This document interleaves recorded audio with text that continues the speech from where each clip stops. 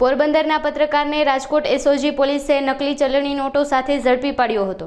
વાડી પ્લોટ વિસ્તારમાં રહેતા હિતેશ દાવડા નામના શખ્સને એસઓજી પોલીસ દ્વારા ₹100ના દરની 17 નકલી નોટ સાથે ઝડપી લેવામાં આવ્યો હતો। આરોપી નકલી નોટ જાતે જ છાપીને વટાવવા જતા ઝડપી લેવામાં આવ્યો હતો। સમગ્ર મામલે એસઓજી પોલીસે હિતેશની પૂછપરછ કરતા મહત્વના ખુલાસા થયા હતા।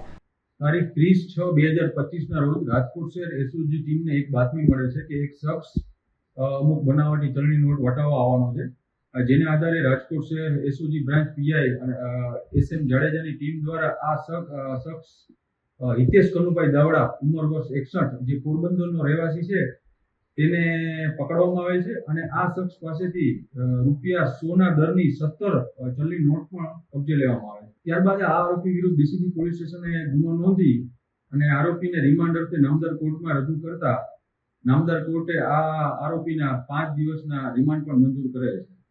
આ રિમાન્ડ દરમિયાન આરોપીએ કબૂલ કરેલ કે તે પોતાના પોરબંદરના ઘરે જ આ ચલણી નોટ પ્રિન્ટરમાં બનાવતો હતો, જે આધારે આ પોરબંદરના તેના આરોપીના ઘરે ઝડપી તપાસ કરતા ત્યાંથી પ્રિન્ટર, કટર તેમજ અસલ ચલણી નોટ જેમાંથી તે આ બનાવટી ચલણી નોટ બનાવતો હતો તે પણ કબજે કરવામાં આવે છે। આ આરોપી હિતેશ દાવડા છેલ્લા 1.5 થી 2 મહિનાથી આ કામ કરતો હતો।